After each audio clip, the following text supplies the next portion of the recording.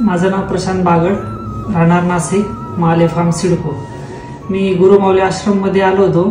मला सांध्यांचा आणि मणक्यांचा त्रास होत होता, तर मला एका जणाने सुचवलं होतं, रिलेटिव्ह आहेत माझे, की गुरुमाऊली आश्रमला जाऊन यावं तुम्ही, एकदा भेट देऊन आम्हाला फरक पडला होता। तर मी आलो इथं। तर मी याच्या अगोदर आश्रमला येण्याच्या अगोदर पहिले ॲलोपॅथिकच्या गोळ्या घेत होतो मी, त्याच्याने मला काही फरक पडला नाही। मी तिथं 7-8 हजार रुपये घालून दिले, पण तरी पण फरक नाही पडला मला। मग आश्रमातला पत्ता दिला होता मला, म्हणजे इथं आलो मी। तर मला महाराजांनी उपाशी पोटी यायला लावलं होतं, तर त्यांनी मणके वगैरे सेट केले आणि मला दुसऱ्या दिवशी एकदम इतकं बरं वाटायला लागलं की मला सांगू नाही शकत मी की इतकं बरं वाटत होतं मला।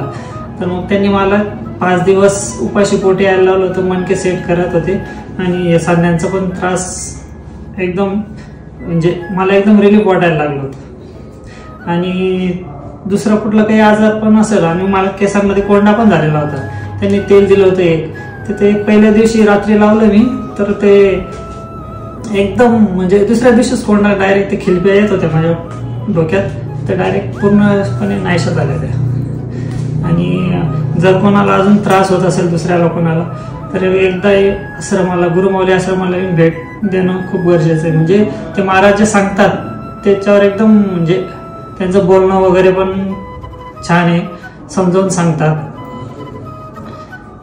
आणि अशा प्रकारे मला रिलीफ वाटलं। जर कोणाला त्रास होत असेल तर त्यांनी अवश्य भेट द्यावी एकदा।